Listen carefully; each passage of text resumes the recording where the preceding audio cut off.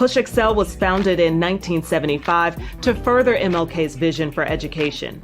The goal was always to inspire, motivate, and educate while making sure that state, local, and federal funding would be there to make a quality education possible. What he saw convinced him the fight had to move inside, into the classrooms, and into a community that had to demand better. I am somebody. Excel. Right on.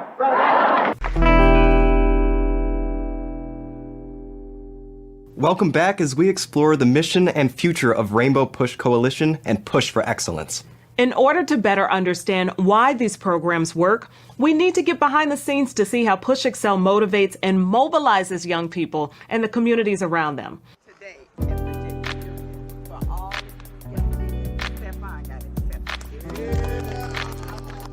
The first time a young person walks onto a college campus and suddenly feels that this could be their future, amazing things begin to happen. Horizons expand, self-confidence grows, and opportunities feel within grasp. For the past 21 years, Push Excel has sponsored tours for thousands of students to visit historically Black colleges and universities. These tours show young people what's possible, how to set their goals, and how to achieve them. Keep on Black!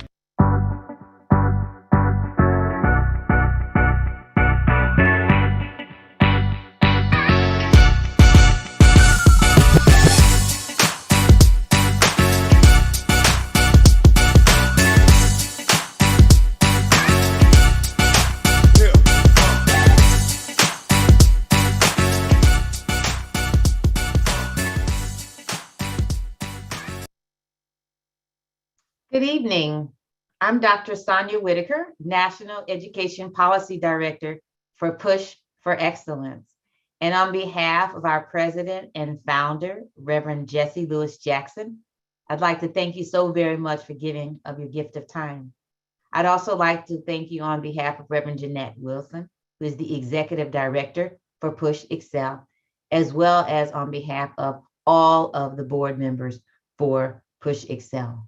We're gonna dive right in and get fast into it today, because the last major event we had, we recognized that we had more expertise than we actually had time.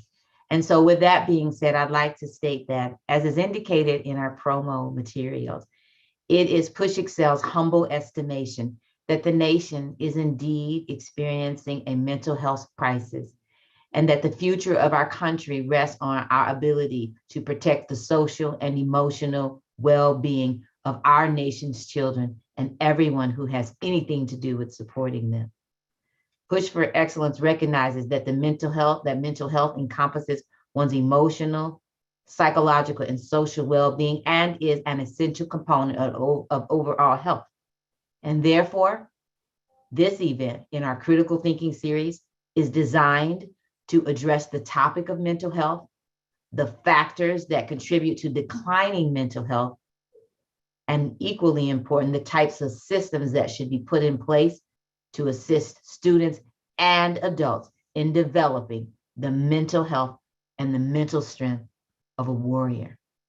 I have 4 uniquely distinguished panelists. I think that's pretty cool. I'm calling you uniquely distinguished panelists, and I will introduce all 4 of them in creative ways. I'd like to start out by sharing the story, one of many parts, I would say, to Dr. Keisha Rent, scholar, educator, mother, advocate. I'd like to start out by having you take a quick view at a video presentation relevant to, again, one of her stories. All new at 10, a dress code controversy. A hairstyle standing in the way of a junior ROTC student wearing his uniform. Fox 35's Lyric Greenberg has both sides of that debate. Logan Rent says his hair helps him identify with his culture, and being asked to cut it makes him feel like he's being targeted. Well, when he actually said it, I didn't feel like I was a part of the program. I felt like I was left out. I felt like I was put down. But soon after Logan Rents joined junior ROTC at Spruce Creek High School, he was told he'd need to cut his dreadlocks to wear the uniform. He said no. He learned he could still participate, but not in uniform. And without the uniform, there are several activities he can't do. I missed out on parades. Tomorrow we have one, and I can't go because he wants me to cut my hair to get a uniform. He was able to bond in the classroom, make friends with the other cadets in there, and then it was kind of snatched away from him. His mother, Keisha, says he was instead assigned 900-word essays. Soon after that, she hired an attorney. It just didn't seem right to me. It didn't seem fair. It's part of my culture, and it's my heritage. It's being violated. According to the JROTC Cadet Command regulations, males are not authorized to wear braids, cornrows, or dreadlocks while in uniform. But Keisha and her attorney say that rule is not consistently enforced, and Logan is being singled out. We have photographs of other young men in Central Florida who have looks. You know, they have the same hairstyle that Logan has, and they're in uniform. They filed a complaint with the Florida Department of Education and plan to request a military investigation and file a civil rights complaint. I'm not going to give up. I'm going to keep going. U.S. Cadet Command said that they would send us a statement today, but we never received one. Volusia County School says they are investigating the matter and will continue communicating with all parties involved. In Volusia County, Lara Greenberg, Fox 35 News. Thank you very much for that. I'd also like to introduce to you Mr. Jermaine Horton, who is also an incredibly amazing human being. I actually learned that Mr. Horton learned about the story of Dr. Rentz and her son via social media. I'll have him talk about that in just a moment. But I think it's important to highlight, because our goal today, as I'm sure you are aware, is not to admire problems. It never is. But he will be able to share information about other students' stories, and equally, if not more importantly, how he's using his God-given talent to inspire hope in the students. You're just going to find this video presentation completely amazing. Ready when you are.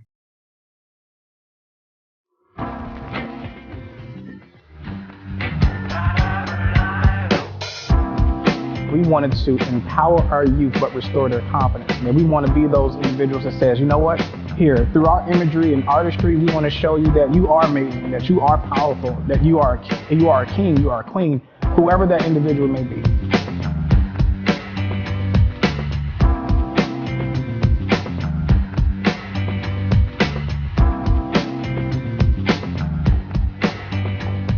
So how did the Art of Confidence project evolve from picking up a camera from the first time? The Art of Confidence project honestly just started a few weeks ago. I saw someone that was in need. Our very first story was Marion Scott. She was in Jackson, Michigan. So I went out there and we did the photo shoot for her. It was phenomenal. And I want you to give me a big old screen. I want you to yell at that light right there in front of you. All right, so here we go. Yes. After we posted the photos, there were so many people from Texas, from New York, from Iran, Pakistan, sending in different stories of different youth that were going through things that need their confidence built. And it was at that moment that I knew God used me for something more than just taking photos and doing what I normally do. What is it like watching these kids just come alive to you on camera? You can see immediately, once we started snapping, and then you showed them the back of the camera, they're like, that's me. I'm like, yes, that's you. And then all of a sudden you see this light bulb, they're like, and they light up. How did you find the little girls we're about to shoot today? I heard about their story also through Facebook. And it's crazy because every last story has been about hair. And I said to myself, I'm like, how do you get kicked out of the Black Nutcracker for having braids? So we wanted to set up something that was going to mimic what they would have been doing, and that was ballet. So we have them in their ballet gear. They have their braids in the bun that they were going to have it in, but they were denied. They're ready to rock it. So you're about to have a very own photo shoot today, which is so exciting. So what are you most excited about? I'm excited that I'm pretty and about the photo shoot. That's how I wake up every day. I'm excited that I'm pretty. It's a joke.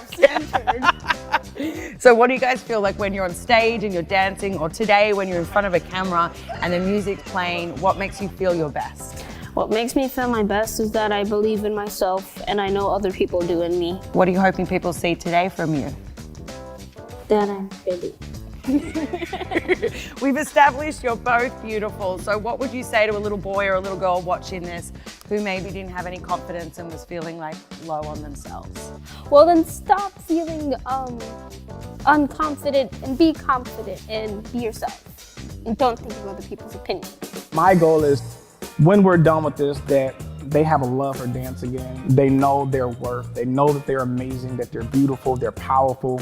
And through these images that they'll be able to see that, but also the same people that had negative words or negative thoughts or feelings toward them, that when they see them in the light that they should be seen in and not the picture that others are trying to make them out to be. It's not just taking photos. This is a lasting relationship that we create with each last one of these projects that we do. And then I want to be there to show them how powerful they are, how beautiful they are through my imagery.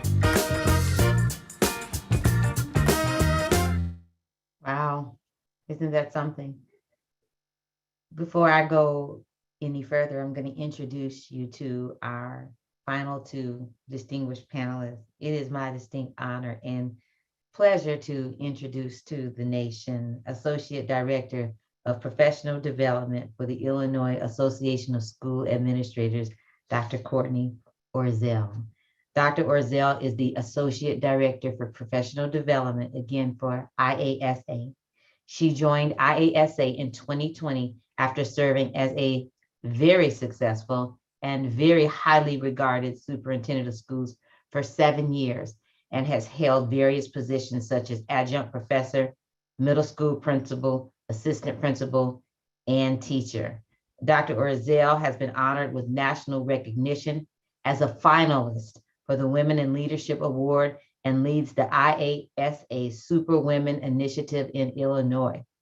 She was named IASA South Cook Superintendent of Distinction in 2020 and currently leads hundreds of workshops, keynotes, and administrator academies statewide. Dr. Orzel is also the co-host of her own podcast, which we are looking forward to making sure that all of you tune into. Also, last but most certainly not least, I have the distinct honor of introducing you to Dr. Rubert. Dr. Rubert, amongst many of her credentials, I'll read just a few, is a child, adolescent, and adult psychiatrist who currently practices at Gunderson Health System. She specializes in neurodiversity, ADHD, autism, learning differences, children with trauma, children in foster care, or who have been adopted, and adults with developmental delays. Ladies and gentlemen, once again, I introduce you to our distinguished panelists. One of the things that I really appreciated about this group of people that I have brought together is that they have many different backgrounds. And so, yes, our topic is mental health, but I think it's also important to start out by stating that our conversation will be around the mental health of not just children, which is why I can appreciate having Dr. Orzel here, but also about adults, about teachers, about parents. Everyone of the panelists are parents, but also about the mental health of school superintendents and school administrators and teachers' assistants, those that support our students. So again, coming at this topic, I like to say it from a very unique perspective. Before I pose the first question, it is important for you to know that we also, not only will we talk from a practical perspective, but from a research perspective as well, because I think as a scholar that that's always important. And I want to share with you a bit of research that you can go, and a lot of our listening and participating audience likes to pull the research. I'm referring to a research article entitled Protecting Youth Mental Health, and it was published by the U.S. Surgeon General's Advisory Council. And the point that I want to make relevant to this topic in particular is that there are several factors that can help shape the mental health of young people. And I think that what you'll find throughout our panel discussion is that regardless of the background of the panelists, more than likely you'll find that we have a tendency to address one, if not several, of the factors that this organization has identified as those that can impact the mental health of young people. And they are social and economic inequalities, discrimination, racism, migration, media, technology, government, politics. Another factor is related to environment. The environment can affect the social, emotional, and the mental health of students and adults, more specifically, neighborhood safety, access to housing, access to food, climate change. Another category is relationships with peers, teachers, and mentors.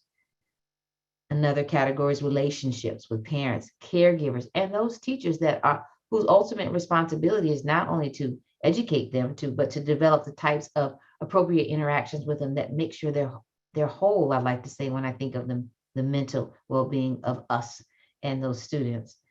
And then another factor occurs at the individual level, which is related to age, genetics, race, ethnicity, gender, and sexual orientation.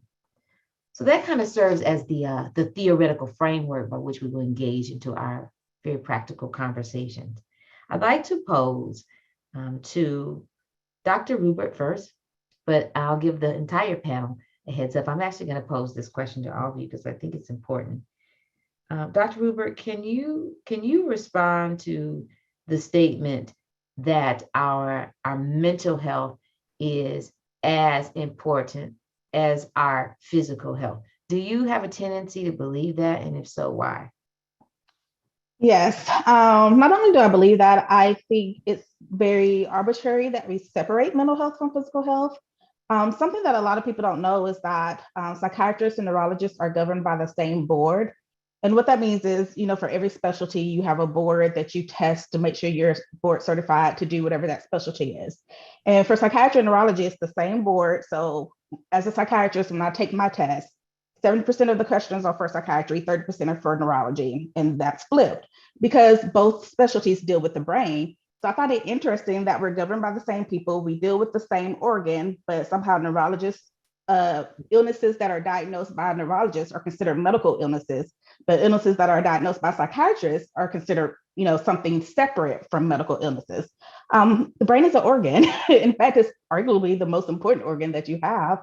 And when you have a psychiatric illness or a psychiatric diagnosis, it's all in your head, but it's all in your head because it's your brain, and your brain is important and it's an organ, and it's not separate from medical organic illnesses.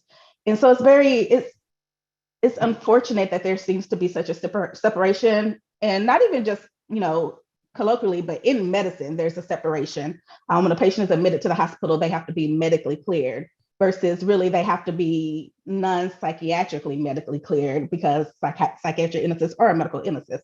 So I think it's unfortunate that we separate that, and that causes a lot of the stigma that comes with mental health when really they're the same thing. Okay. Can I ask you, thank you so very much, Doctor. Mr. Horton, I want to ask you the same question, but in a bit of a different way. It's my understanding, again, as has been shared, that you learned of the story of Dr. Rentz and her son via social media. Can you share that briefly for me?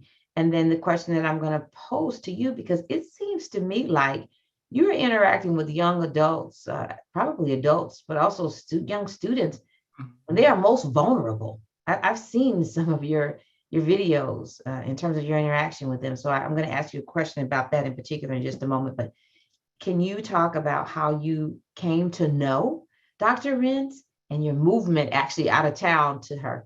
I think that's important to share. Absolutely. You're like someone everybody should know, in other words.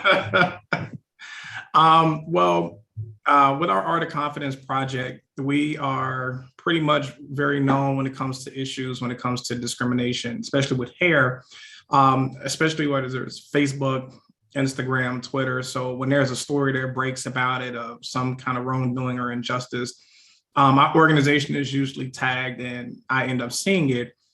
And this one kind of hit home with Logan because I've dealt with so many children that have been discriminated against or told that their hair was not neat or was not acceptable or professional. And I knew that it was going to be something very touchy because when you start dealing with the military and the ideals of America and what America looks like, it can be very chaotic, especially where she's located. And so when I heard the story, I reached out and asked her, was it okay if we can come down there? Because 9 times out of 10, most people think that we just come down there and do photo shoots. But it's really, how is your child responding after something happens like that? And when I found out that he was kind of really down and not destroyed, because that's such a powerful word, but really in a place where he was kind of confused, not knowing where his place was, feeling out of sorts. I knew I just wanted to go down there and help the young man and meet her, because she is a scholar in her own right. She is such a powerful woman with all that she does. And I knew that once we got together that we would make some magic happen to where he would get his confidence back, feel empowered. And it felt good to meet them and have a conversation with them, but then also the progress afterwards, because it just doesn't even stop with the project. It's what happens afterwards. What is the ongoing process to make sure that there's not another Logan that this happens to? What have you learned about, Mr. Horton, how students are impacted emotionally in their interaction with you? We saw a snap bit of that with the beautiful girls. I would say it's literally almost night and day. And I think sometimes people forget that we're human. And I know that sounds so cliche, right? But it's the truth. And I think because we live in a world where with a keystroke, you are this or you're that, sometimes these children lose their identity because of what society says that they should be or what they should conform to, right? Mm-hmm. And so when it comes to these amazing children, it's like they go through things that sometimes they don't even want to tell their parents. They may tell their friends, but if their friends are against them or the community is against them, now they have no one to turn to. And so now that's where I like to be that ally, that BFF for them and make them feel that they're comfortable, because amongst us in our community and the things that we go through from 1991 to 2019, like suicide attempts among Black adolescents rose nearly 80%. And when I saw that number and how staggering it was, I said, wait a minute, okay, what can we do to step in so that we can kind of give them some kind of hope that they have something to live for? And the one thing that we know about photos is that artistry is always going to be here. So when you can capture something and show them, all of a sudden that level of, oh my God, that's me. And then you start seeing the confidence rise and rise. And it literally happens in that moment. And then when we post them online and you have such a support system of people saying, oh my God, you're beautiful. Now they feel that even though they may think they're beautiful, it's something about having that acceptance from other people outside of themselves and outside of the community that says, oh, well, they agree too. And that's what this is all about. And we're just blessed to be a part of doing something like this. Thank you so much. Dr. Rentz, before I move on to you, I'd like to invite our audience. As you see, we recognize there are people on Zoom, but we are live. So there are hundreds of people watching live, and I'd like to invite you to use your social media platforms to actually pose any questions that you want for me to gain access to. And so not only are the people in the background watching the chat, but more specifically, they're watching questions being posed on social media and they're feeding them to me. So if my eyes go away, it's because I'm attempting to plan to engage the audience. So I wanted to say that. Again, we encourage you to be participating audience member.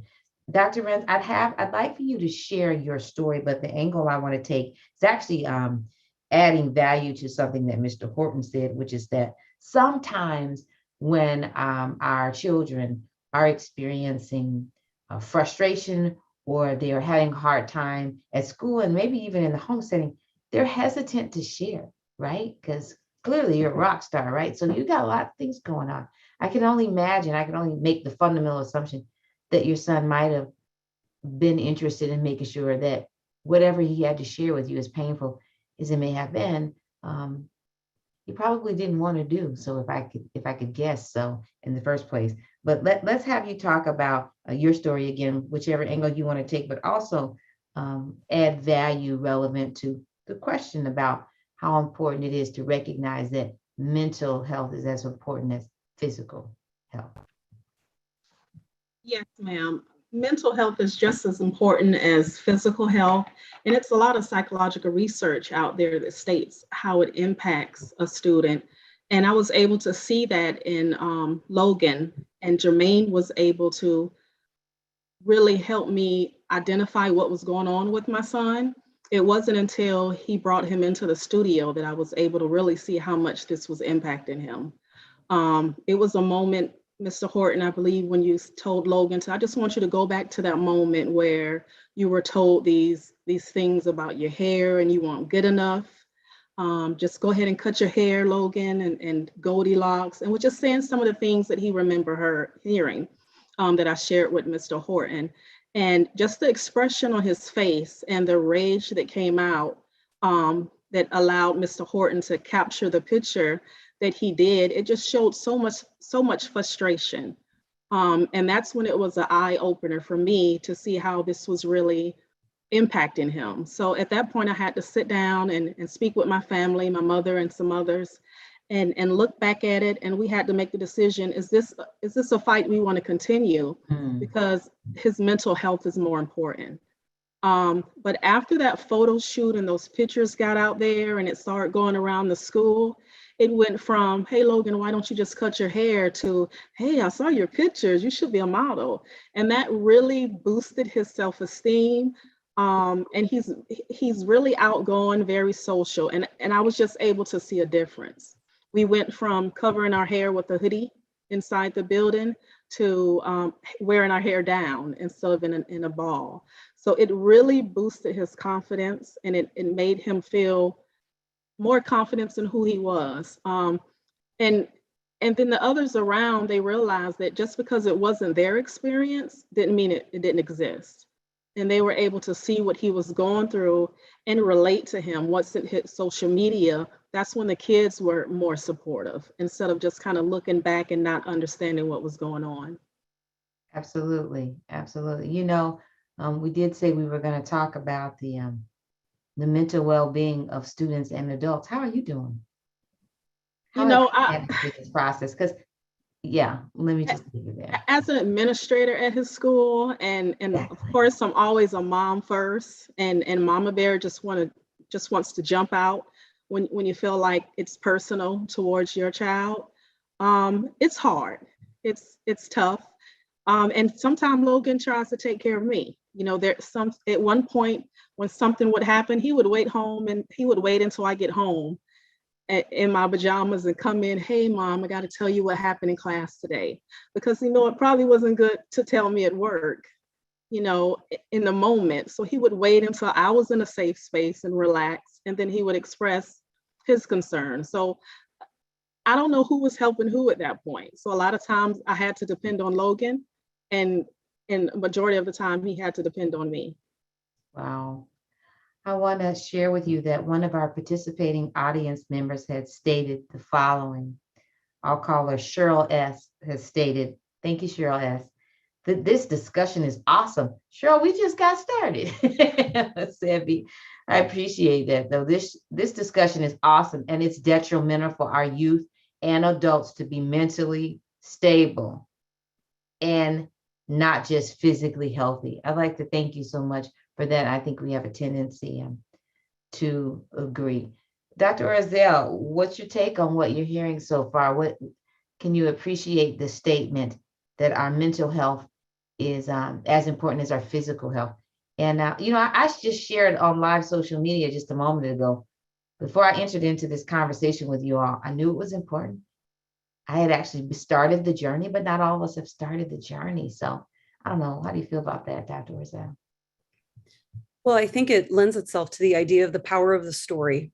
We've heard 3 stories already, and the work that we do at the Superintendents Association is heavily rooted in the idea of mental health and mental health for our educators. And when I come into a school district, I'll just take a quick pulse on a Mentimeter poll asking people, can you please tell me, are you feeling healthy mentally and emotionally? And where do you rank on this scale? Do you strongly agree that you take care of yourself mentally and emotionally, or do you strongly disagree? Almost everywhere I go, anywhere from 50 to 70% of educators taking that poll will say that they strongly disagree that they are taking care of themselves mentally and emotionally. So all of these stories that we're hearing, I want every educator, every parent, every student to hear these stories because we all benefit from them. And I think mental health is at the forefront of all of the discussions that we should be having in education right now. Absolutely. Can I ask you before I go to Dr. Ruber, Dr. Rentz, thank you, Dr. Orzel, can you share with us how have you're also, again, not just a mother, you're a scholar and you are a school leader. How have you had to support the social and emotional well-being of the students that you serve? A lot of times they just want us to sit and listen to them and understand that they're humans and that they go through the same situations that we go through as adults. And I just have to remind other teachers and other administrators involved that we can't handle things as adults. So we can't expect them to handle the same issues as children. So a lot of the times, sometimes it may be, hey, would you want a Capri Sun and some chips? Sit in my office just to talk about it. It may just be sitting in my office and not saying anything at all. You just have to really know the individual student, and sometimes I may have to go on the walk. Absolutely. You know, so it really just depends on the student, but there are a variety of ways that we can really just de-escalate situations and just find out if they're okay. And a lot of times when they find out that you care and you view them as a human, they will open up to you and you will be amazed at the stories you hear and the things that they're going through that I wouldn't be able to handle as an adult. Right, right. I think what I'm hearing you all say time and time again is just how important it is that we are actually there for them. That, you know, I noticed with my own son, if I go out for Starbucks with him, which is very hard to do with my schedule, I get a lot more than if we were just sitting at home. It's amazing what I get from my 17-year-old when we are in a space that really works for them. And so again, I can't help but to be reminded of how important it is that we have an opportunity to breathe as parents and professionals, because not only are the people that we are serving pulling from us, but the most important people in our lives actually need us as well. I'd like to pivot for just a moment.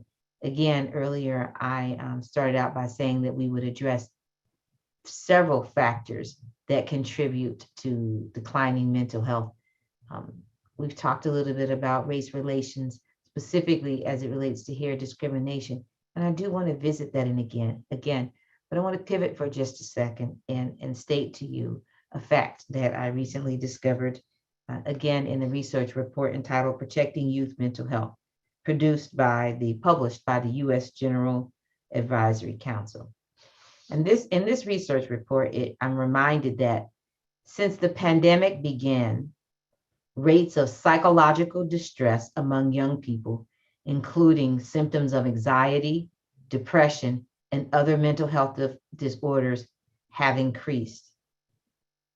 Another statement reads, even before the COVID-19 pandemic, mental health challenges, Dr. Rubert and team, mental health challenges were the leading cause of disability and poor life outcomes in people with up to 1 in 5 children ages 3 to 17 in the US with a reported mental, let me repeat that again, 1 in 5 children ages 3 to 17 in the US before the pandemic with a reported mental, emotional, developmental, or behavioral disorder.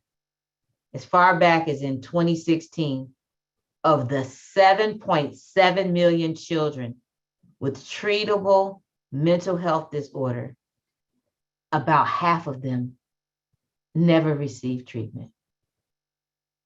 And so the direct question that I have to pose to you, Dr. Rubert, is what have you experienced? You have patients in your office. We're talking about students in schools and students in front of Mr. Horton's camera and art and magic. Now I'm talking about students that are receiving services.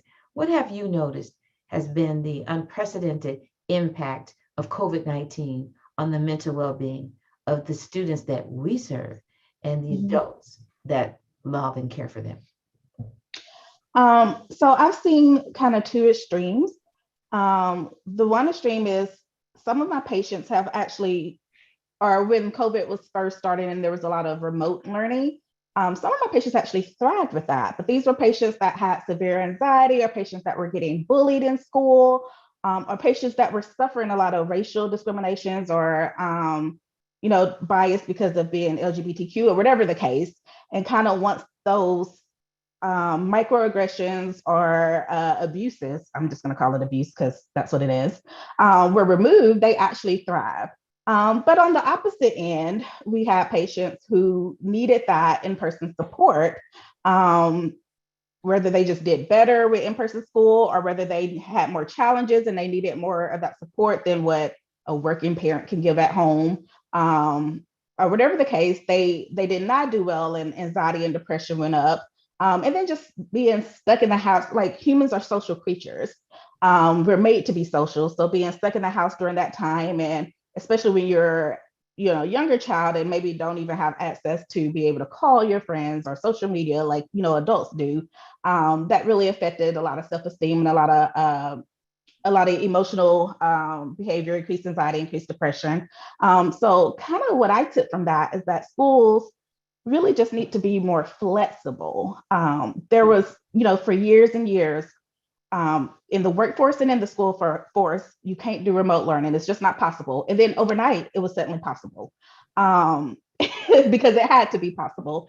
And so we just need to be able to be more flexible for whatever that specific kid needs. Maybe they need remote learning. Maybe they need remote learning with some additional supports, like mostly remote, but coming into the school for services, or maybe they need in-person learning with additional supports. Whatever the case is, we need to be more flexible with the needs of our children and adults in education. Dr. Rubert, before I pose my next question to Dr. Orzel and then Mr. Horton, can you explain to us the difference between mental health and mental illness? Yeah, I think it's really kind of an arbitrary difference, but I think most people would agree that mental illness is just a diagnosis. So the DSM is the Diagnostic Statistical Manual. It's kind of what we use in psychiatry to guide us on how to diagnose people. So if you have a diagnosis from that manual, it's considered you have a mental health diagnosis or a mental illness. And mental health is just the whole just more encompasses like what are your plans to stay healthy. So the medication, the therapist, the self care, the self-care in the form of fun stuff like baths and massages, but sometimes self-care is hard work too. So healing trauma, healing generational trauma, racial trauma, all of those kind of things. So mental health is more of what is the plan to help you be as successful as you can be. And mental illness is more what diagnosis.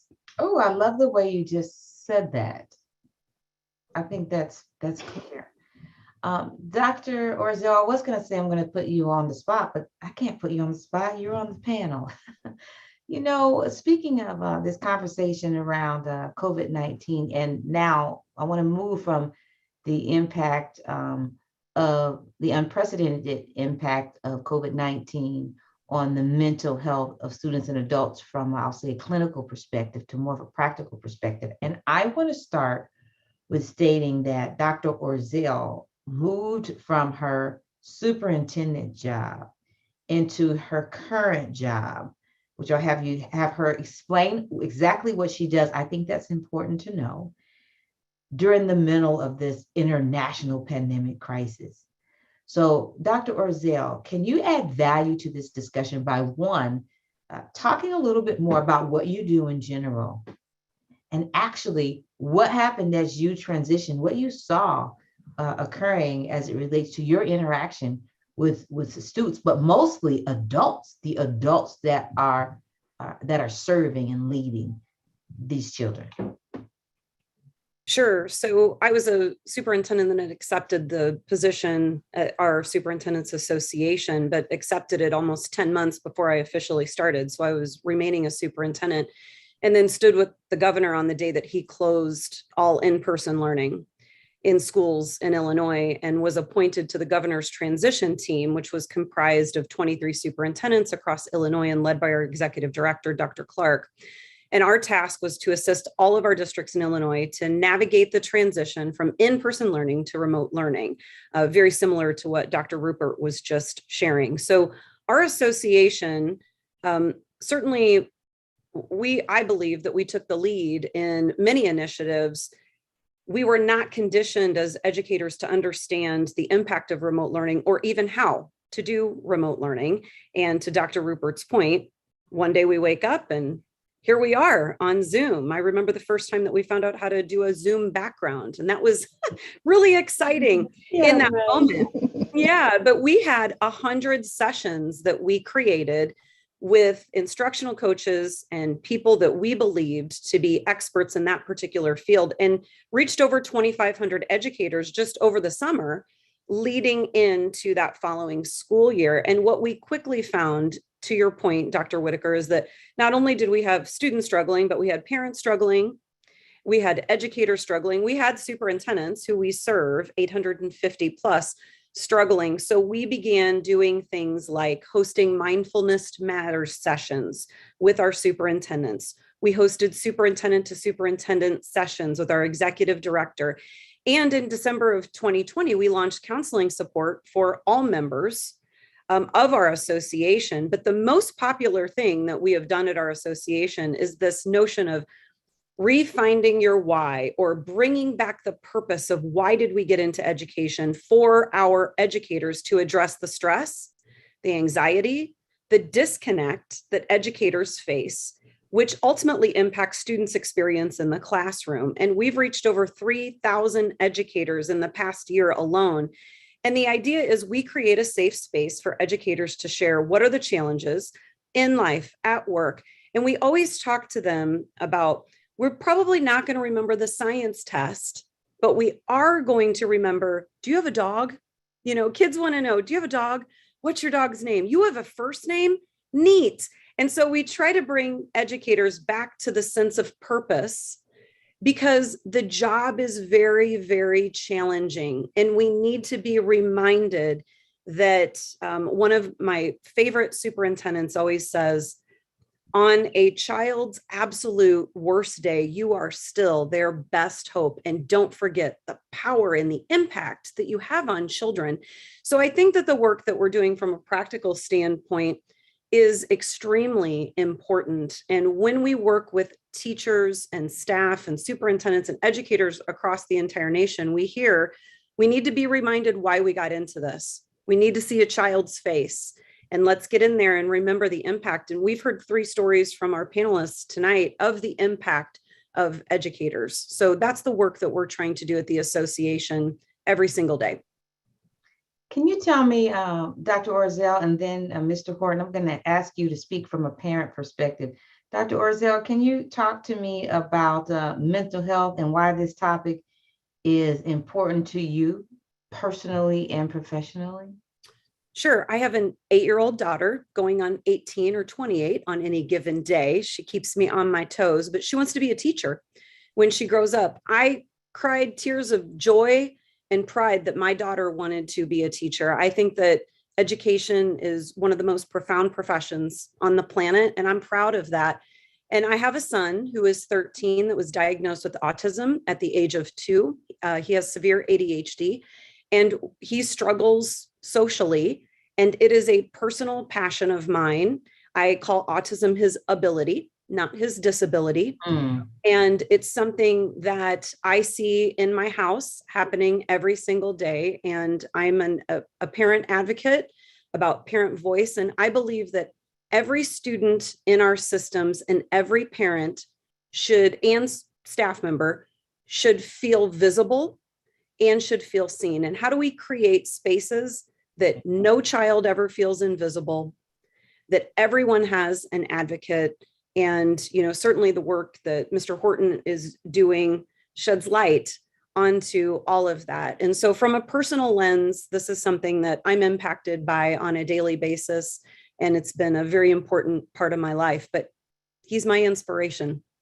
Absolutely. And I think that's a great, thank you, Dr. Orzel. I think that's a great lead into Mr. Horton, and then I will pose a question to Dr. Rent. You said that his work shines a light on this. And speaking of shining a light, Mr. Horton, I actually did a little bit of research and found out that you're a father, and that you sometimes involve your daughter Yes. in your work. Can you talk to us a little bit about why you do that, and what do you think is the benefits of moving her in that close? My daughter, she is getting ready to be 10, Maije. And she is one of those children that is such a do-gooder, and she expects the world to do good. She's still a kid, thinks as a kid, has this beautiful, positive outview of the world. And when she starts hearing these stories of children that have dealt with discrimination or have dealt with bullying, or children that may feel like they have deformities and don't feel like they fit in with the rest of the world, she wants to put on her cape too. So I like to kind of have her involved. And so my daughter Maije, we went to Kentucky, and there was a young girl that was there, and she was dealing with a lot. Her name was Macy. And in the process of what she was going through, she's a biracial child. So her father is Black and her mother is white. And so she was getting hate from Black peers and from white peers, being called the N-word several times. And I'm one of those people, I believe in having transparent conversations with my children so that they understand what their obligation is to the world.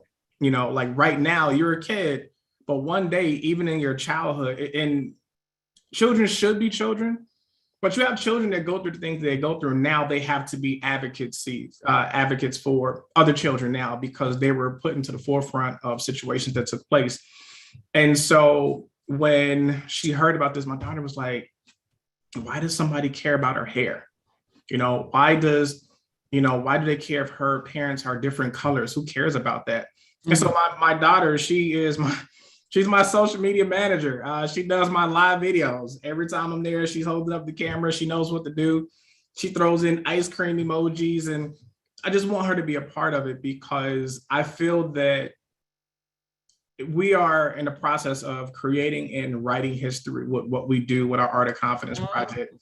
And I want her to be proud to know that her father had his hand in something like this. The fact that in the state of Illinois, we have a Jet Hawkins law, to where now children cannot be discriminated against in the state of Illinois for the way that they wear their hair. And I cannot stress enough how representation matters so much with our children. And, it's the reason why my daughter, when we go to movies, and we used to watch all these different superheroes, and she would always say, Captain America is my favorite. And I'm like, why is he your favorite? Because he always saves everybody. He's always so good. And she didn't even know any Black superheroes existed, really, just the co-stars or the person that added in little comedy relief, right? And when Black Panther came out, it was like, oh my God. It was like everything after that was completely different for her. Mm-hmm. But she applies that to what I do with the Art of Confidence project. And now she's like, well, my dad does this, so I can do this. And the teachers at her school now says that Maije stands up for other children. Maije is the leader in the class. She's the one that is the first one in the door, quick to help other children, and she's like, you can tell she's learning this from home. And so just as I'm teaching her about the life of what children go through, I'm learning on the job as a parent, from her as well too. Thank you very much.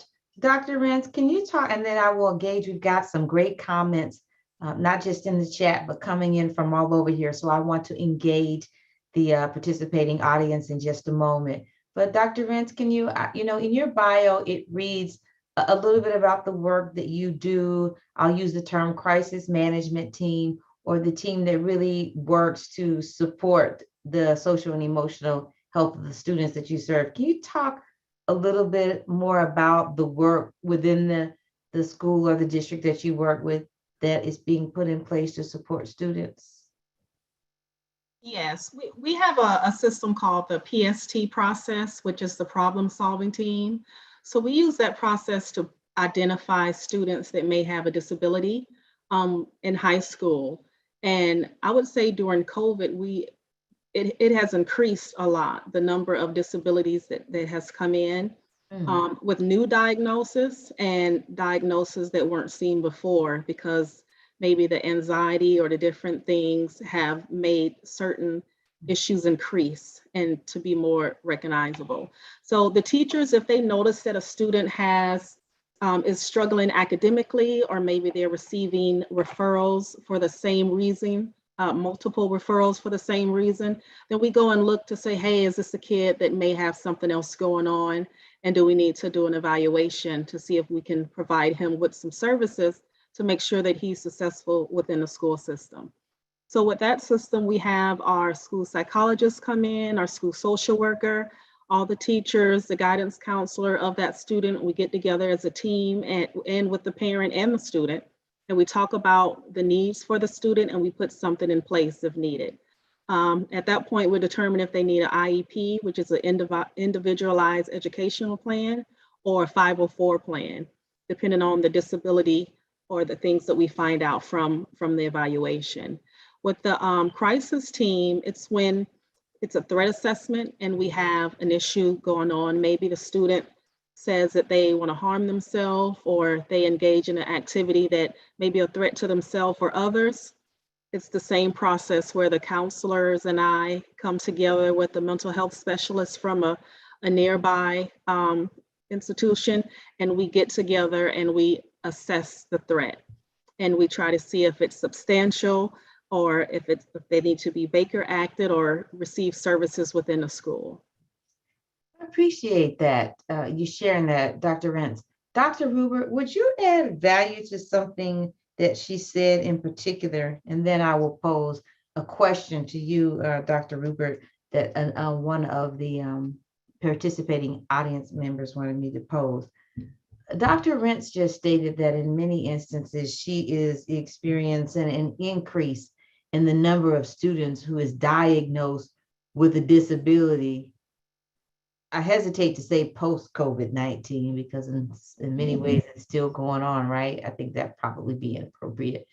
But during this time frame, I'm just really interested, and I'm sure that all of us are, in knowing from your own perspective. We know that you're not looking at the diagnosis that's there and that you're not in her school or district, but what might you attribute in the increase in diagnosis to?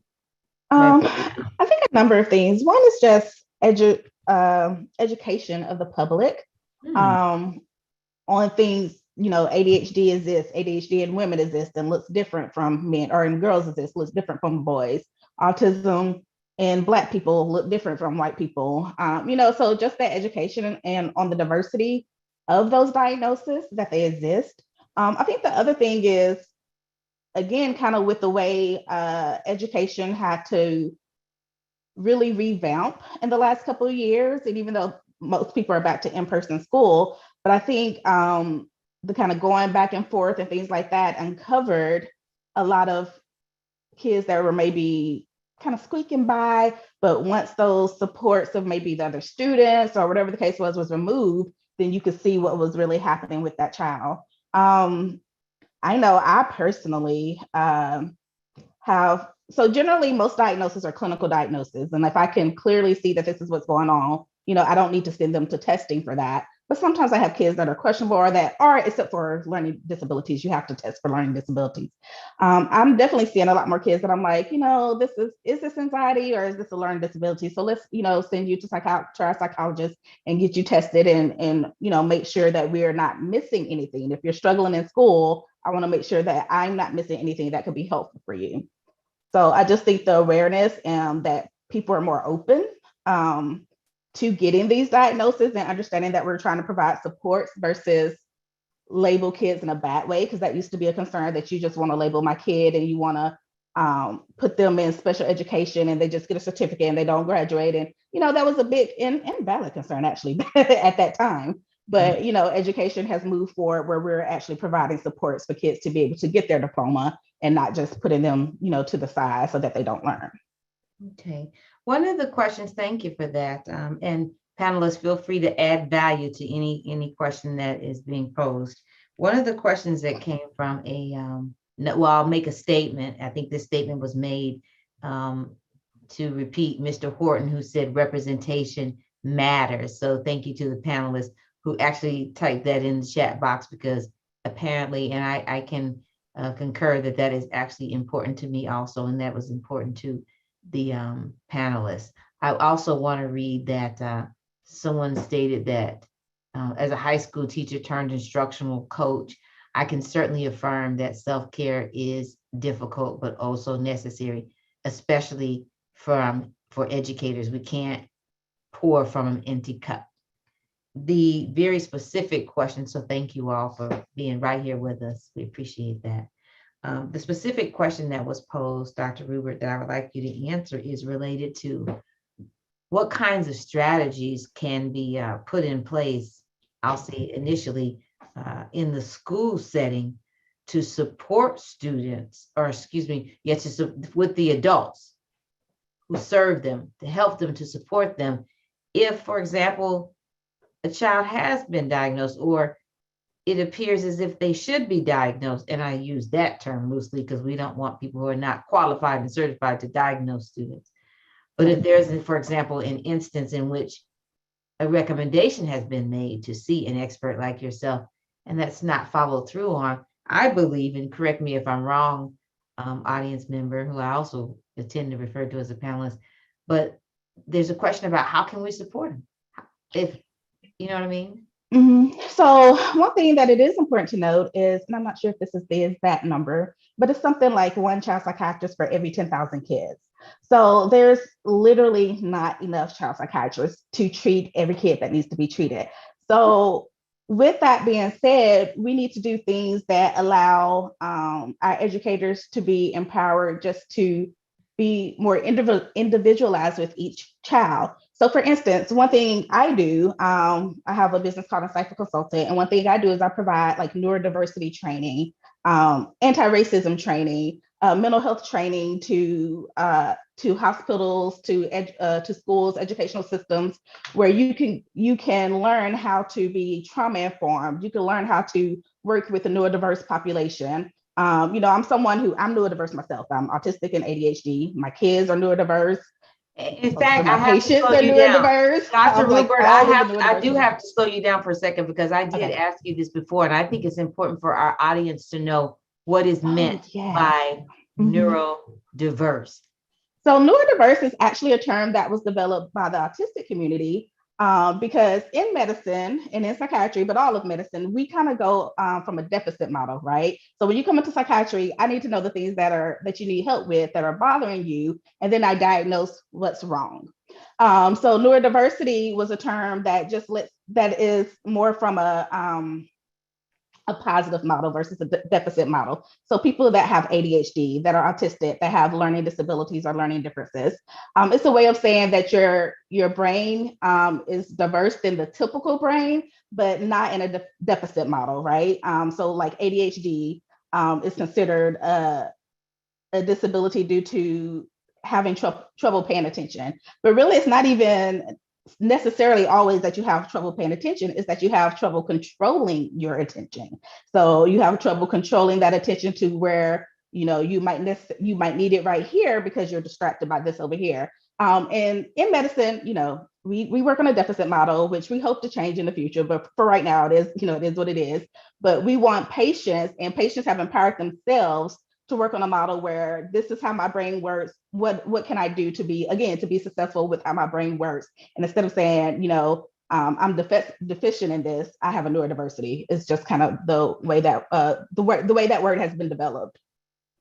Makes sense. Does anyone want to add value to that? Mr. Horton, can you tell me, how do you manage stress?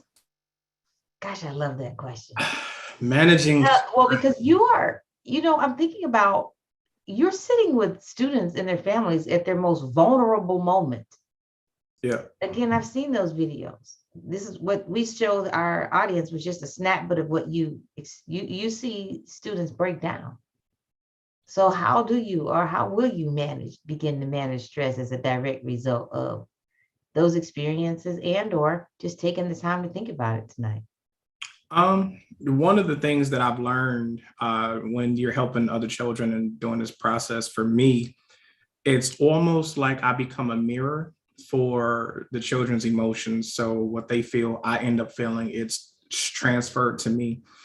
And so for me, I have to do resets.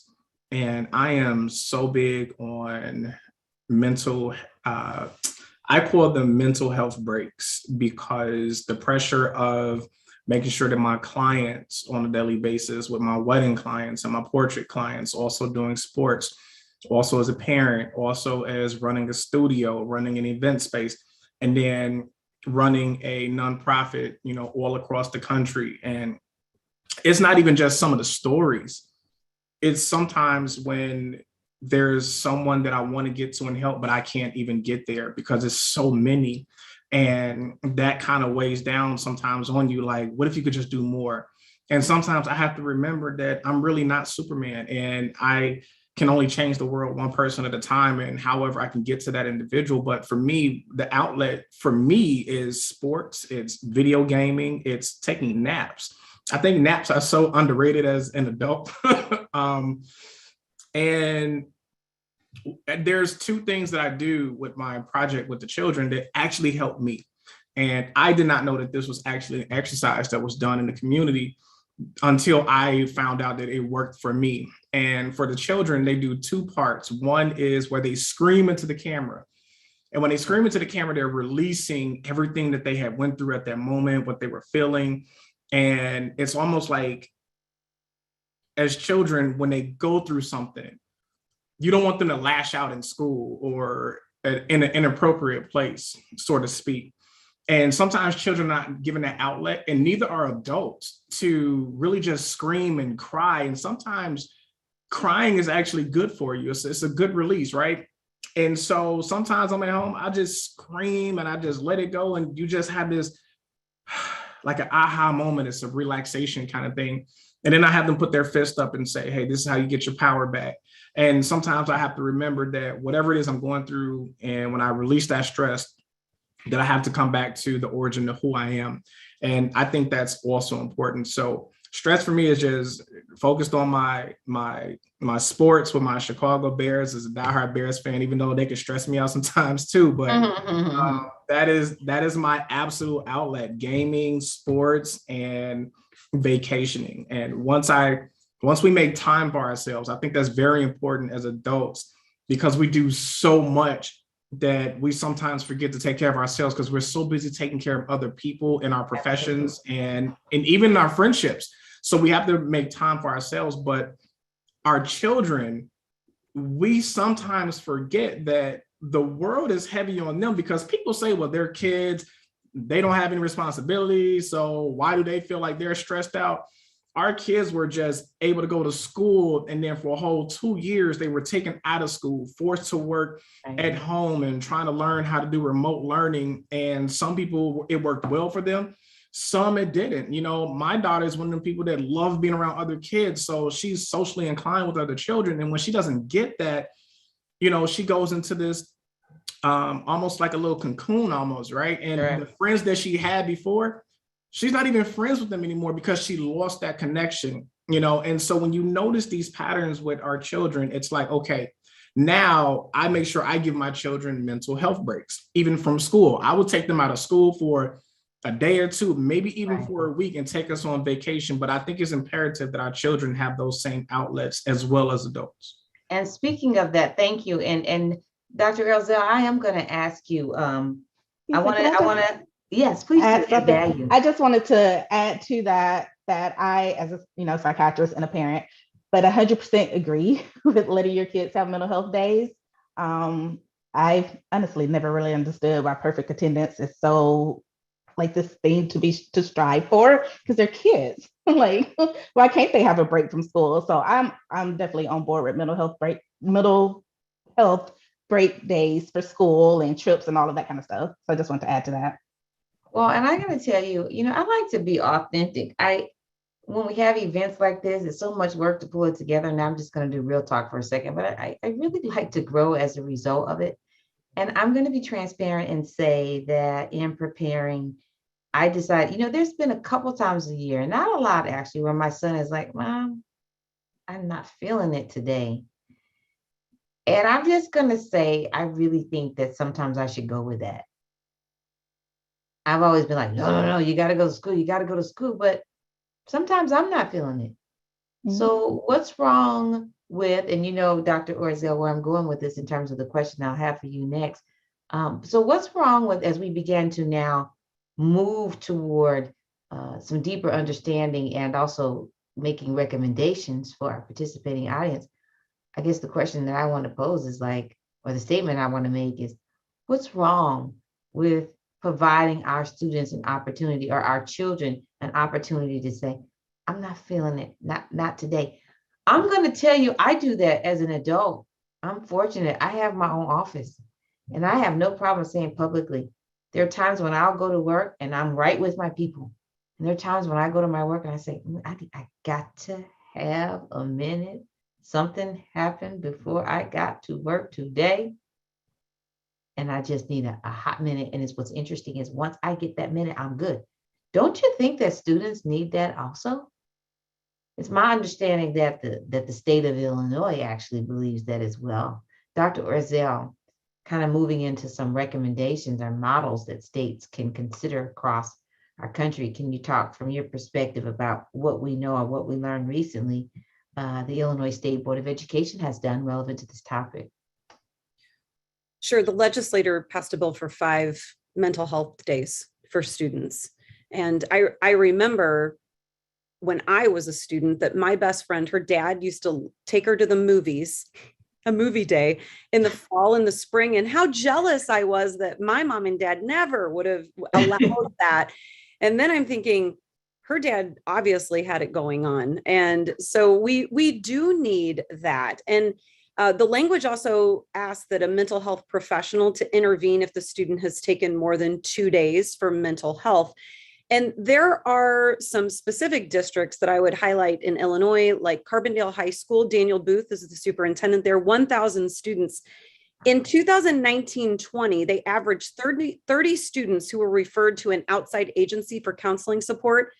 During just this first semester of this year, they had already referred 94 students, which goes back to what Dr. Rupert was saying. And so they have an implementation strategy next year of a 30-minute period, 5 days a week, no more than 12 students.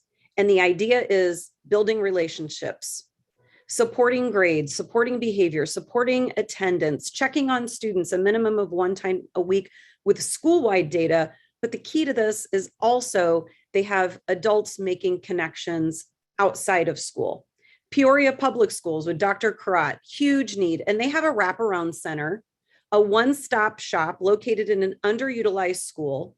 They've provided a free space for partners where they do counseling, trauma, food pantry, financial literacy, and are investing into partner services. And the third and final that I would highlight is Springfield 186, which is Superintendent Jennifer Gill.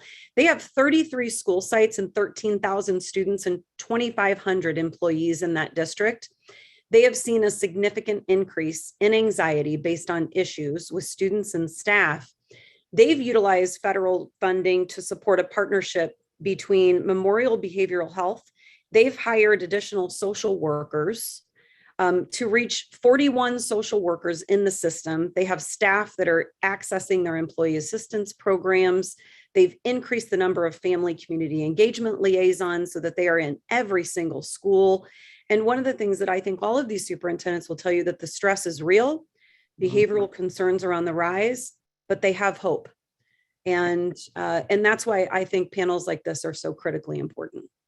I appreciate you sharing that. And then Dr. Orzel, you just spoke about some examples of a school district. Can you talk about your organization in particular? What has the Illinois Association of School Administrators, and how many schools did you say we have in the state of Illinois that you service? Over 850. Over 850 schools, districts, school districts. Correct. So that means that there are 3, if not 5 times more schools than that. So my direct question again is, can you talk about what the Illinois Association of School Administrators has done to support the mental health of superintendents and the educators within the organization? Because I truly believe, which is why I'm always calling you, that IASA can and should serve as a spotlight for the nation. Sure. Well, thank you. I appreciate that. No pressure, right, Dr. Whitaker? But no, thank you. I think the association is intently involved and at the forefront of understanding the work. I think that educators would say that education has been criticized across the last 2 years and previously as well, which has created a great deal of stress and anxiety on the entire system. And how can we be better? I think that some of the things at the association level that you would see is mentoring for new superintendents. We have field service directors that are out there on a daily basis working with all superintendents. We do, I believe, a really good job of personalized professional development. What one district needs is very different than what the next district needs. So being able to really provide not a cookie cutter support, but a personalized professional development on demand. What do you need right here, right now? When I heard Dr. Rupert talking about her level of expertise in coming into schools, we have many districts that would say, I need Dr. Rupert yesterday. And so we want to be able to provide the vehicle to whatever support that a school district needs and be able to maximize the success to ultimately help every single student. And one of the other things that I would say is when I hear some of the challenges that we have, I remember being a mom and my daughter was in kindergarten, and I will never forget that, and God bless kindergarten teachers, because I could never teach kindergarten, but my goodness, she had 25 beautiful faces on this Zoom, and she opened up after a weekend, and her first question was, tell me something that happened this weekend. And one of the first children to unmute said, my uncle died this weekend. And I was so devastated for that child, the family. And I thought, how is that teacher going to handle that? Because she hasn't been trained to be able to handle that in a Zoom type of environment. And when we're in person, she can call the social worker and we can have those wraparound supports, but she handled it beautifully. And I think one of the things that we've learned is that educators continue to grow. They continue to learn, and we learn from each other throughout this pandemic, and we will continue to do that. And our association is committed to providing not only for students, for administrators, for superintendents, but every district in Illinois. That's what our commitment is. Absolutely. Thank you. Thank you so very much for that. Dr. Rance, I'd like to pose the next question to you again, and we're moving toward recommendations in our responses. It is important for me to state, as most of you will recall, President Biden's first State of the Union address came alongside a pledge to push for $1 billion in new federal funding to help schools hire mental health and student support professionals, building on the programs they launched using COVID-19 recovery aid.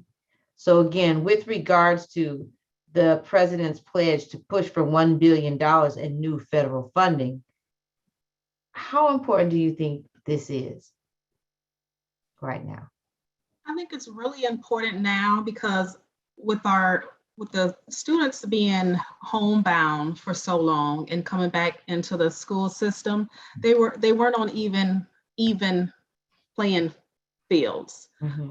The students that had educated parents were able to get a somewhat better education at home. You know, my sons didn't struggle academically when they were at home live because I was able to walk them through things that I was certified in, or I could go and call a teacher that was a math teacher and get them the help that they needed.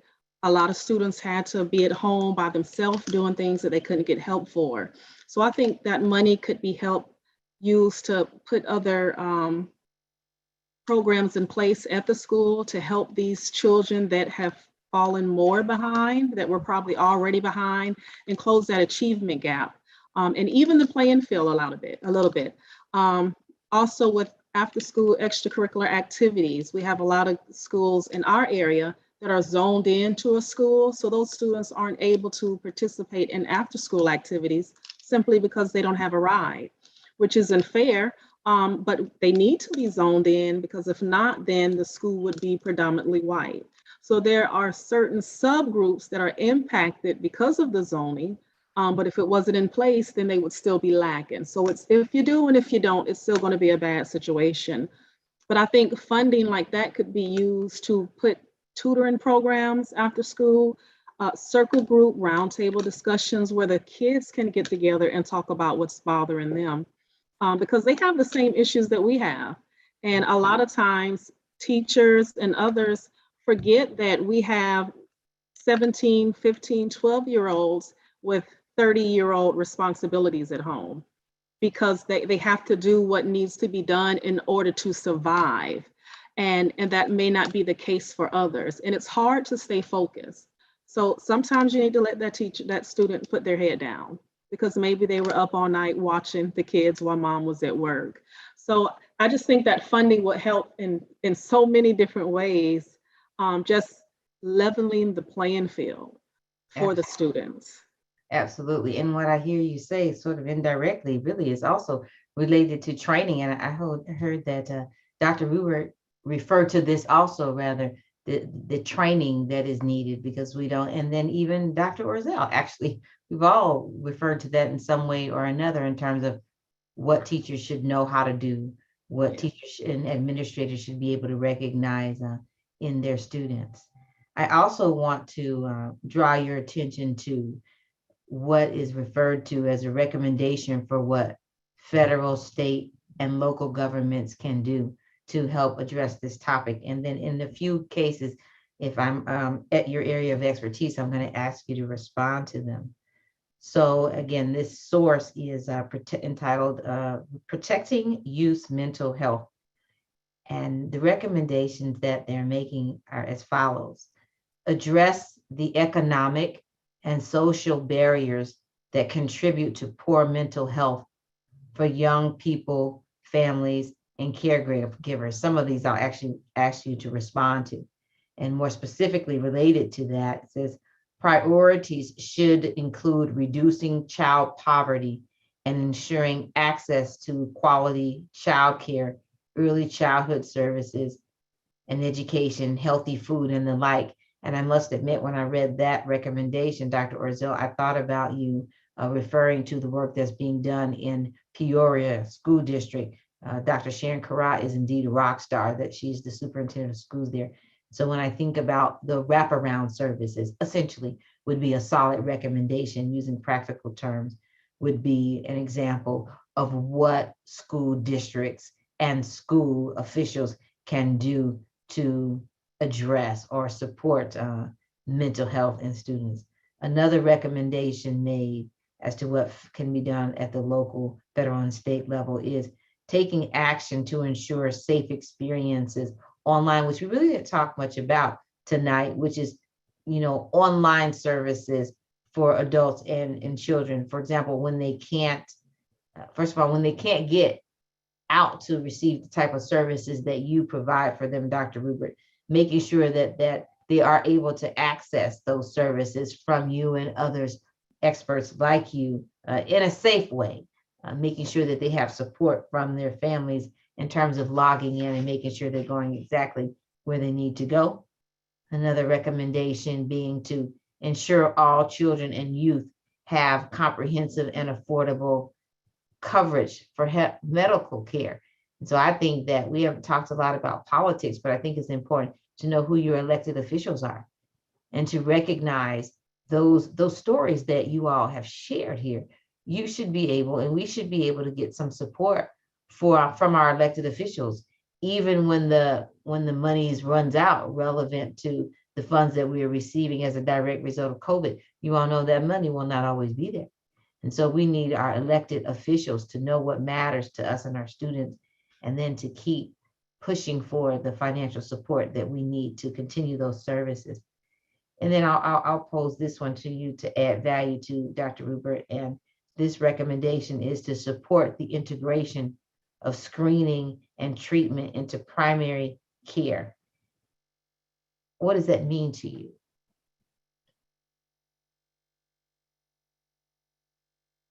I guess I should have unmute before I try to talk. So a lot of what we as psychiatrists consider simple diagnoses, we do expect primary care to be able to treat. And sometimes they are comfortable with that, sometimes they aren't. But kind of integrating those screenings and treatment modalities. So things like ADHD, if the child only has ADHD, or simple depression, kids that are less complicated. In a perfect world, everybody would be able to see a psychiatrist. But again, I just stated there's like one psychiatrist for every 10,000 kids. So, kids that are less complicated, we would love for the pediatricians to be able to see those patients and be able to send the more complicated patients to us. And another thing we do that a lot of places do, we do at my job, and a lot of places do also is I might see a patient just for a one-time visit to kind of do a thorough history and recommendations, and then send that patient back to primary care with the recommendations that I've given, so that primary care can continue, to treat that patient and save that space that I have for somebody, again, more complicated. So definitely integrating behavioral health or psychiatry into primary health is kind of the wave of the future and more helpful for students. Thank you. I want to say that we have provided a lot of recommendations, not only just formally right now, but throughout this particular program. I am going to have us spend our last 5 minutes, because we promised to focus, again, not only on the mental health of children, but the adults. And so I'm going to read a few of the comments that we've gotten so you can be prepped. But in our last 4 minutes, I'm going to ask each of you to take 30 to 45 seconds to share with because we have to model for our participating audience. Clearly, again, you're all a rock star. I want to know what you are and or willing to do as a result of our time together to take care of your own mental health. With that being said, someone wants to give a shout out to us. It says, peace and blessings from Missionary Baptist Church Convention. Looks like Missionary Baptist Church is having a convention in Missouri. Reverend Dr. Linda Bowie wants to say hello to us. Joyce Tucker, let's see. One other person posed a question about, they want to know when this webinar will be shareable. Isn't that a blessing? And then also, someone wants us to make sure, Ms. Tucker wants us to think about the fact that violence, both inside and outside of the schools, as being something, I think that's a great point too, that impacts the mental health of our students. Violence in school and violence outside of schools. And I'll go even further than that and say sometimes the violence in the home environment that then impacts how our students perform and their well-being when they report to school. I feel like we can do a whole nother conversation on that in its entirety. So I'm going to start with you, Dr. Renz, in 30 to 45 seconds. Can you tell us what you have done and or willing to commit to doing? Because you're responsible to and for a lot of people to protecting your own mental health. Yes, a lot of times I just get in my car and I just go riding. I like to listen to music or taking walks just to get around and just think, and grounding exercises that kind of help me think it through. I try not to act fast, because then when you speak fast, and you might say the wrong thing or make the wrong choice. So sometimes I just sit back and try to look at the bigger picture. Sure. To see if it's worth the energy. And that's something I got from my boys. And my dad has always been like a mild-mannered person, and just seeing him handle things, and I'm like, oh, okay, he handled that well. So when you see people handle things a certain way, it kind of rubs off on you. So I try to be that example for my children. So a lot of times it just leads me to not react fast, and just to breathe and think it through, and separate myself from the issue that's causing that anxiety or those frustrating feelings. Thank you so much, Dr. Renz. Dr. Orzel, what have you, in 30 seconds or less, been doing or are willing to commit to doing to protecting your own mental health as a direct result of your time together with us today? continuing to be with my children, see things through their lens, paying it forward, expressing gratitude. And I like to watch Food Network because I don't cook and it makes me feel great to watch other people do really great things. Nice. Thank you, Dr. Orzel. Mr. Horton, we got enough time for 30 seconds for him and 30 seconds for Mr. Rupert. For me, it used to be riding my motorcycle, just going down Lakeshore Drive and clearing my head. And sometimes those drives are good. And now it's just being on vacation and being present with my children. It's so gratifying. So I'm going to go back to that motorcycle, I think. Nice. Dr. Rupert. I actually, over the past couple of years, have kind of developed a team. I have a history of trauma. My job is just about listening to trauma all day long. Dealing with my kids' trauma and things that got really difficult for a while. So I actually have a psychiatrist. I have a therapist. I have someone that I call my spiritual advisor who is a psychiatrist, but she's also very knowledgeable in Indigenous and African spirituality practices.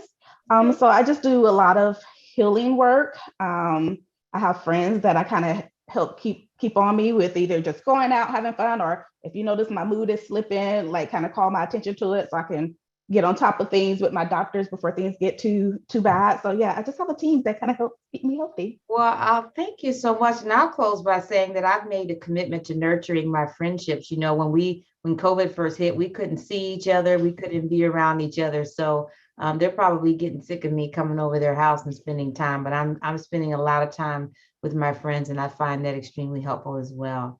I'd like to thank you all for the contribution that you've made to this conversation. I think that things have gone very well. I'd like to encourage our participating audience who have said things like Miss Sharon says she likes to meditate, read, and pray, and mentorship is important. I'd like to encourage you all to continue to follow us at pushexcel.org.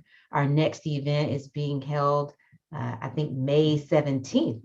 And we are looking forward to having you all participate then. I'd also like to announce that we are going to be in person in the month of June. Yeah, we're going to be in person in June. So look forward to sending some information to you all about that, and actually hoping that all of the panelists that have been with us will be able to meet one another and network in Chicago, downtown Chicago, in the month of June. So we'll go ahead and sign off on now. But again, thank you for sharing your expertise and your time. And until next time, be well. Thank you.